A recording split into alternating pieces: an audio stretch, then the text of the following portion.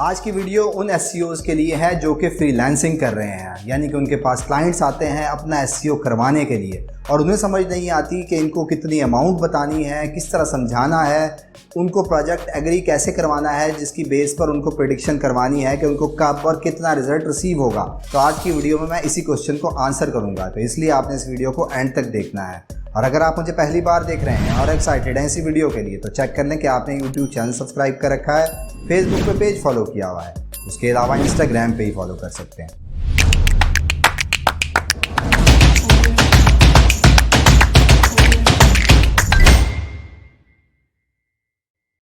जी हाँ, मैं हूं Asfar, digital marketer, project consultant and commercial blogger. मेरे पास आपके मैसेजेस आते रहते हैं उन फ्रीलांसर्स के जो कि नया एसईओ सीखा है और उसके बाद फ्रीलांसिंग सर्विसेज प्रोवाइड कर रहे हैं फाइवर या किसी भी रिलेटेड प्लेटफॉर्म पर। जब उनके पास कोई क्लाइंट आता है और वो कहता है कि ये मेरी वेबसाइट है जिसमें वो कोई भी सर्विसेज या प्रोडक्ट ऑफर कर रहा होता है, उसका एसईओ करवाना होता है, फिर वो कहता है कि मुझे इस पर कब रिजल्ट आएगा और कितना रिजल्ट आएगा, जिसमें आप उससे पूछ सकते हैं उनका कीवर्ड। और उसके बाद आप कंफ्यूज हो जाते हैं कि वो आपको ऐसे हाई कंपटीशन कीवर्ड्स बता देता है जिस पर आपको बहुत ज़्यादा टाइम लग सकता है, तो फिर उसका इंटरेस्ट लूज़ हो सकता है जब आप उसको चीज़ें टेक्निकली समझाएंगे। तो ऐसे क्लाइंट्स को कैसे कवर करना होता है या किसी भी एसईओ क्लाइंट के लिए क्या स्ट्रेटजी फॉलो करनी होती है जिससे आपके क्लाइंट के कन्वर्ट होने के चांसेस बढ़ जाएंगे। सबसे पहले तो ये चीज़ याद रखनी है कि ये तमाम एसईओ को समझाना और उसको रैंक करना आपके एक्सपीरियंस पे बेस करता है, यानी कि जब आपको पता होगा कि कौन सा कीवर्ड जब लो कंपटीशन में होता है तो कितना टाइम लगता है और जब हाई कंपटीशन में होता है तो कितना टाइम होता है रैंक होने में, तो उसके बाद ही आप ये बात अगले बंदे को समझा सकते हैं कि बेसिकली उसका कीवर्ड जिस भी रेंज में फॉल करता है उसमें कितना टाइम लगेगा रैंक होने के लिए। तो जब आपको अंदाज़ा होगा टाइम पीरियड का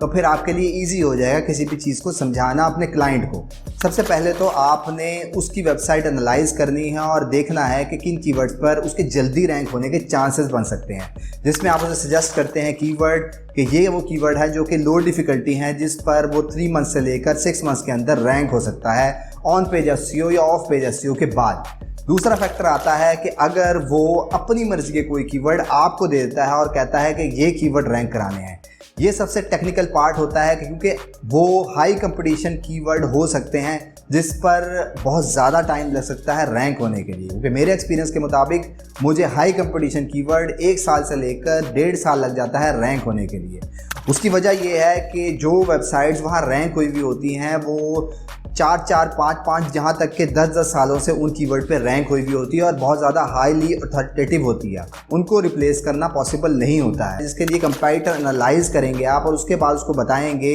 ये चीज़ जस्टिफाई करेंगे, ये तुम्हारे कंपैरेटर हैं, ये इतने सालों से यहाँ पर बैठे हुए हैं और ऑलरेडी काफ़ी काम कर चुके हैं, तो हम उसको इमीडिएटली रिप्लेस नहीं कर सकते, कुछ टाइम लग सकता है। जिसके लिए अगर आप उससे पूरे साल की एक अमाउंट मांगेंगे, लेट्स सपोज $5,000 या $10,000, वो आपको इमीडिएटली नहीं देने वाला मोस्ट ऑफ द केसेस में, क्योंकि आप बिगिनर हैं, आपकी हिस्ट्री नहीं है, आपके रिव्यूज़ नहीं है।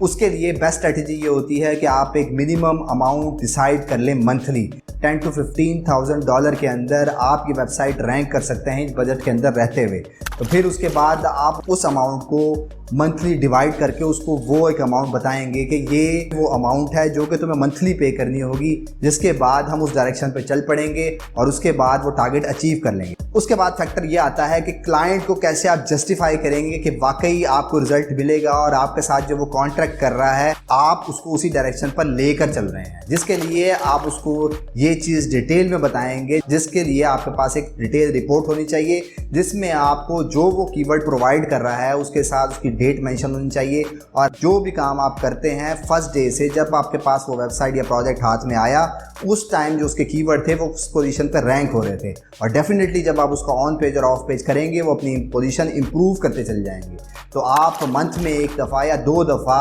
उन्हीं शीट्स में वो डेट मेंशन करेंगे और उसकी पोजीशन दिखाएंगे कि अगर आपको वेबसाइट मिली जिसकी पोजीशन 50 थी और जब आपने काम किया तो वो 45 पोजीशन पे आ गया, उससे उसको जस्टिफाई करना आसान हो जाएगा आपके क्लाइंट को कि आप सही डायरेक्शन पे हैं और आपको end of the day result ज़रूर मिलेगा। तो ये वो सारी बातें हैं और ये फैक्टर हैं जो कि आपने अपने क्लाइंट को अपनी बातों से समझाने हैं, क्योंकि मैं समझाने नहीं जा सकता। तो अल्टीमेटली अपने नॉलेज के अकॉर्डिंगली अपना नॉलेज इस तरह से उसको समझाना है, क्योंकि वो नॉन टेक्निकल नहीं होते हैं और आपने एक लेमैन लैंग्वेज में उनको समझाना होता है कि जो भी आप एक्टिविटी प्रोवाइड करेंगे उसका रिजल्ट इस मैकेनिज्म से गुजरता हुआ यहाँ तक पहुँचेगा।